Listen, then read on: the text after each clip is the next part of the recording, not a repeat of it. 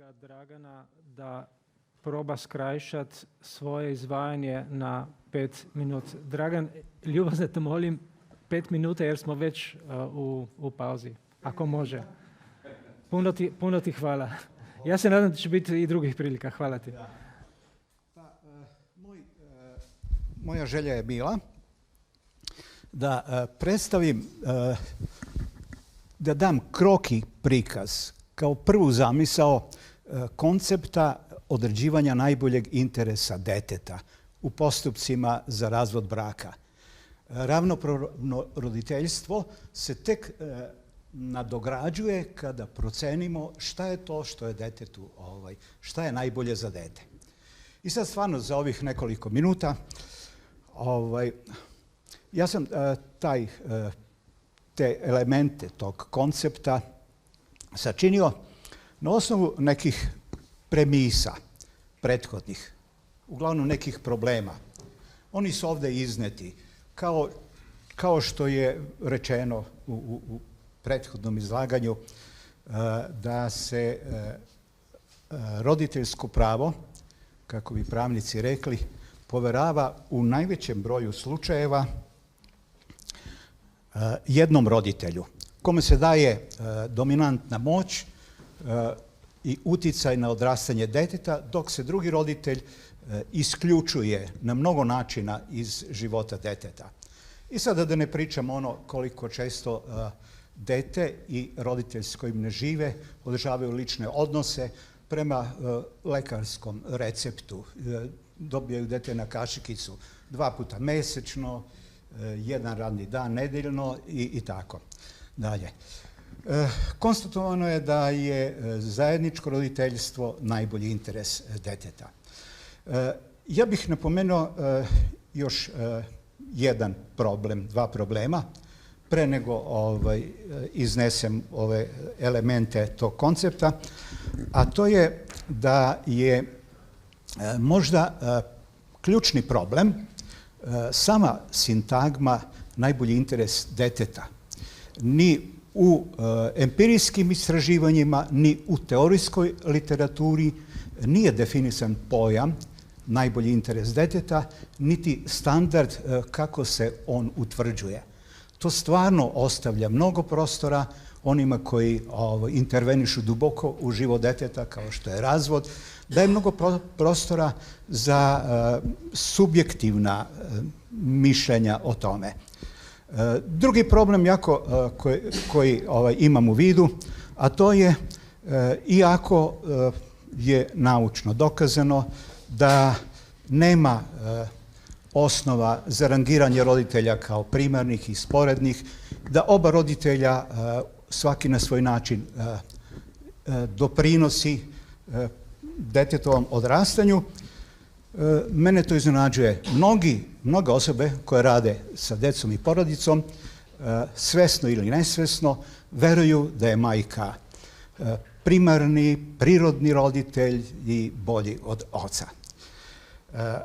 Postoji i još nešto, a to je aksiomatska činjenica da je ogromna većina roditelja su dovoljno dobri roditelji. Ako je to tako, zašto procenjujemo dovoljno dobre roditelje u smislu ko je bolji, kada to jeste i dokazano istraživanjima da to nije u redu. Imajući u vidu, dakle, to da ne postoji taj standard za određivanje najboljeg interesa deteta, disfunkcionalne predstave o roditeljstvu, da je najbolji interes dece zajedničko roditeljstvo, da ogromna većina su dovoljno dobri roditelji, onda bi po meni mogao taj koncept utvrđivanja najboljeg interesa deteta da otprilike izgleda ovako. Verovatno nećete čuti nešto posebno inovativno, možda ste i sami razmišljali, neke stvari smo danas čuli. Kao prvi korak tog koncepta i preduslov bavljenja ovim poslom neophodno je u punoj meri razrešiti sve svoje disfunkcionalne predstave, uverenja o roditeljstvu. Onaj ko to ne čini, ne bi trebalo da se bavi tim poslom.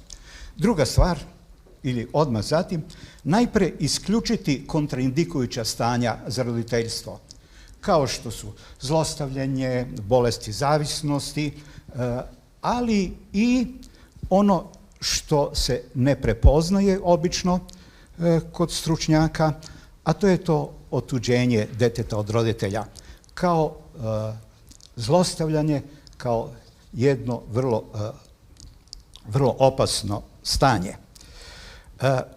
Treća stvar, u svim drugim slučajevima obostrane roditeljske kompetentnosti, a već smo konstatovali prirodno da je većina roditelja koji se razvode su dovoljno dobri i zato što je to dovoljno dobro za dete, ne utvrđivati koji je roditelj bolji, već sudu dati preporuku o zajedničkom starateljstvu sa maksimum vremena deteta sa oba roditelja. Sljedeća stvar,